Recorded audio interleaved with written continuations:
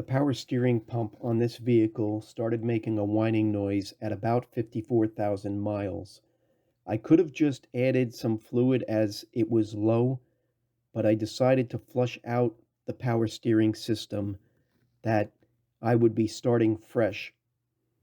When I completed this service, the power steering pump was running extremely quiet and performing perfectly.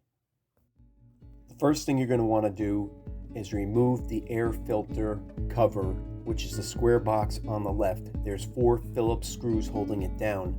To the right of that is a shroud covering the fuel injectors and intake manifold. That comes out with 1 bolt. There is only 1 bolt holding down the shroud. It requires a 10mm socket. You can see it in this photo. Also remove the vacuum line with the yellow sticker. Take hold of the shroud and wiggle it back and forth while lifting. It is being held in place by rubber inserts. You will need to remove the sensor wire on the air induction as well as a clamp that is right over the throttle body. These are the parts that have been removed merely to gain better access to complete the flush. In this photo you can see the power steering reservoir. I've already removed the clamps from the hoses. Those are one-time use semi-permanent clamps that can be removed easily with the right pair of channel lock pliers. Here they are after they're removed, and you can see they're not reusable. Here's a kind of set of channel locks you would need to remove these clamps. Make sure you have the proper replacement clamps ready before you do this. You may be tempted to remove the power steering fluid with a device such as this siphon. I do not recommend it. These are really not very effective. Here is the power steering reservoir already removed. I was expecting that the upper port with the larger diameter was going to be the fluid return into the reservoir, but it was the opposite. The smaller diameter port is what was bringing the fluid back into this reservoir.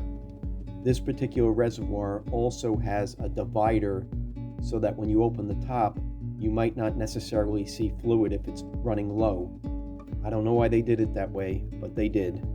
Here you can see I have a funnel inserted into the larger diameter hose to the power steering pump. The smaller diameter has a polytube inserted into it, which I can view from sitting inside the vehicle when the hood is open. Right here is the trick to a successful operation. I have a bucket with a snap-on lid, which I drilled a hole into the top and made the hose fit snugly into it to control the fluid. You can watch the fluid flowing through the line from your driver's seat when the hood is open. If you have somebody available to sit in the driver's seat and start and stop the vehicle, that would be helpful. If not, you can start it and then walk around and add power steering fluid into the funnel as it flushes through the system back into the bucket. Have lots of paper towels or heavy-duty shop rags available at all times around your work area, especially underneath the vehicle. It would be helpful to have absorbent pads because you will get some fluid, especially when you're trying to remove the reservoir. Remember, remove one line at a time and keep your finger over the reservoir and a small cup handy to catch what's in that reservoir. I used 1 gallon of power steering fluid, which is way too much, but I like to flush things out really well. Make sure you leave enough left over for when you reassemble the system to top it off properly.